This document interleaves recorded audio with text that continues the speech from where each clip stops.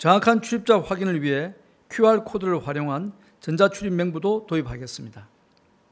6월 1일부터 일주일간 서울, 인천, 대전 지역의 다중이용시설 19개를 대상으로 전자출입 명부를 시범 도입하기로 하였습니다. 정부는 시범 과정에서 발생한 문제점을 보완하여 6월 10일부터 행정조치가 취해지는 모든 고위험 시설에서 전자출입 명부를 의무적으로 사용하도록 할 것입니다.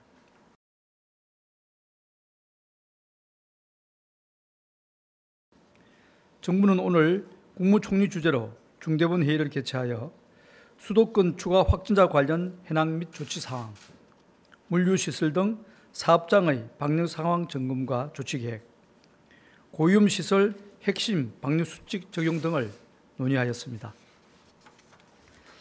정부는 매주 지난 2주간의 방역 관리 상황과 위험도를 평가하여 대응 체계를 점검하고 있습니다. 지난 5월 17일부터 30일까지 2주간의 양상을 살펴보면 이태원 클럽에서 시작된 연쇄 감염이 계속 확산되는 가운데 부천 물류센터 등 집단 감염이 산발적으로 발생하였습니다. 신규 확진 환자는 일일 평균 28.9명으로 이전 2주간의 18.4명에 비해 증가하였으나 의료체계의 감당 가능 범위인 일일 50명 이하를 유지하고 있습니다. 치료 중인 환자 수는 793명으로 병상 등 치료체계의 여력은 안정적인 상황입니다. 다만 지역사회 확산이 계속됨에 따라 감염 경로를 알 수 없는 확진 환자 비율은 7.4%로 상승하였고 방역망 내 환자 발생 비율도 80% 미만으로 나타났습니다. 요컨대 지난 2주간 전반적인 시험 위험도는 상승하고 있다고 평가하고 있습니다. 그렇지만 아직은 우리 의료체계가 감당 가능한 수준으로 환자가 발생하고 있어서 전국적으로 생활 속 거리두기 단계를 조정할 수준은 아니라고 판단합니다. 그러나 수도권을 중심으로 신규 확진 환자가 증가하고 있고 감염 경로를 알 수 없는 사례들이 산발적으로 발생하고 있어 수도권의 상황은 엄중한 대처가 필요한 사항입니다. 부천물류센터의 경우 5월 31일 12시까지 관련 환자 수는 총 111명입니다. 전수검사와 접촉자 파악이 신속히 이루어지면서 확진 환자 증가 추세는 감소하고 있으나 이 환자들로 인한 지역사회 전파가 발생하고 있습니다. 수도권의 경우 앞으로 1, 2주간이 연쇄 감염의 고리를 차단하는 데 매우 중요한 고비가 될 것이며 효과적으로 차단하지 못한다면 어렵게 시작한 등교 수업을 포함한 일상생활에 차질이 생길 수 있다고 판단하고 있습니다. 이에 정부는 6월 14일까지 수도권에 대해서는 등교를 제한 모든 영역에서 사회적 거리두기에 준하는 수준으로 방역관리를 강화하기로 발표한 바 있습니다. 모든 공공시설의 운영을 중단하고 학원과 PC방을 포함하여 위험도가 높은 다중이용시설에 대한 집합 제한 조치를 하였습니다. 그동안 여러 사례에서 볼 수 있듯이 방역수칙 준수 여부가 확산 규모와 속도에 결정적인 영향을 미칩니다. 수도권 주민들께서는 가급적 외출과 모임을 자제하여 주시고 음식점이나 주점 등의 다중이용시설을 삼가하여 주시기 바랍니다. 각 사업장에서도 유증상자 체크와 거리두기, 마스크 착용과 소독 등 방역관리를 철저히 할 것을 요청드립니다.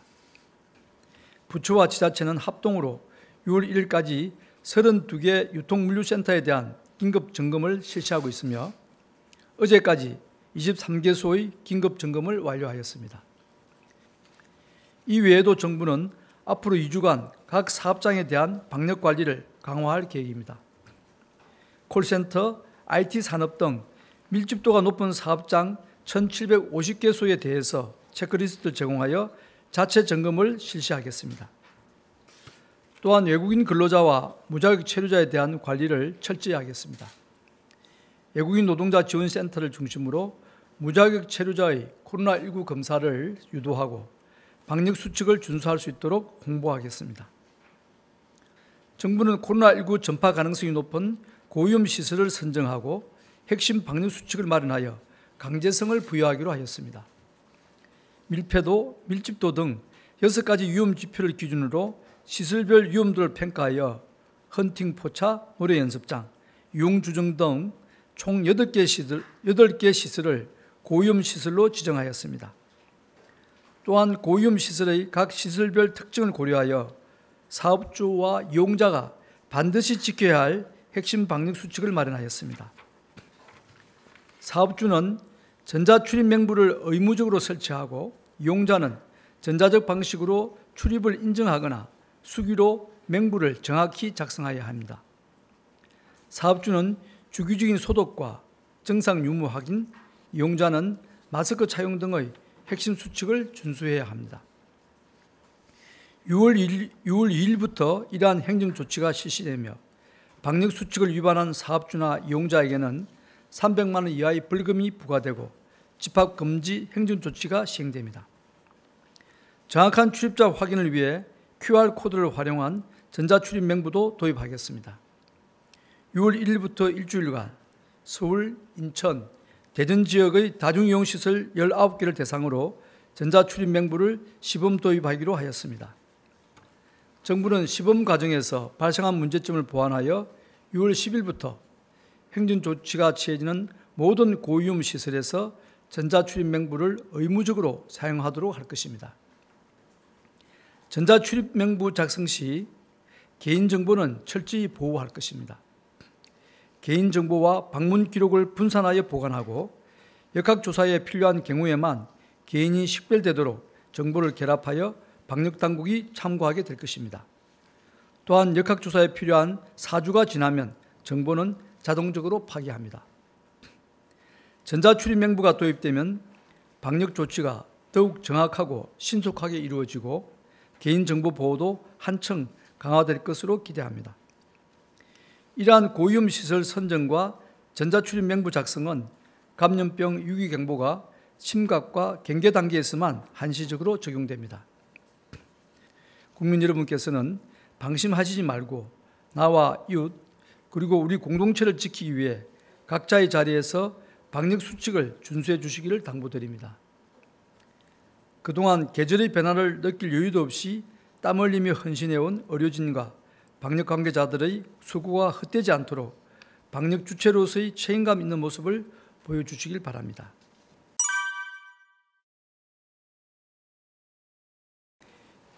예, 19개 지금 시범 운영 대상 지역이 여러 종류별로 있습니다만 단란주점, 노래 연습장, 그리고 꼭 위험 지역이 아닌 종교시설이나 병원도 포함되어 있습니다.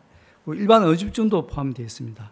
왜냐하면 저희들이 이 QR코드 사용을 고위험 시설뿐만 아니라 일반 시설에까지도 확대할 그럴 계획을 가지고 있고 또 그렇게 되기를 방향을 잡고 있기 때문에 시범사업 안에 그 지점 말고도 들어있다는 것을 말씀을 드리고 영화관과 도서관도 이게 포함이 되어 있습니다. 즉 이번 시범사업은 단순하게 고위험 시설에 대해서만 하는 것은 아니고 향후 이 QR코드가 사용 범위가 상당히 넓을 것 같습니다. 저희들이 시범사업을 하기 위해서 대상 시설들을 모집을 했더니 처음에 걱정과 달리 많은 시설들이 스스로 이 시범사업에 들어오겠다고 지금 지원을 해오고 있습니다. 왜냐하면 몇 차례 저희들이 기회 있을 때마다 말씀드렸습니다만은 QR코드가 개인정보를 아주 고강도로 정보를 보호해주고 또 업주 입장에서 볼 때는 아주 편리하고 그리고 또 사용하는 사람 입장에 볼 때는 개별 업주가 그 사용자에 대한 이용자에 대한 아무런 정보를 안 가지고 있기 때문에 수기로 적는 것에 비해서 훨씬 자기의 신상이 잘 보호되는 그런 여러 가지 이점이 있어서 앞으로 이 QR코드의 용도가 상당히 넓을 것 같습니다. 그래서 시범사업 대상 지역도 대상 시설도 좀 넓게 저희들이 시작하고자 합니다.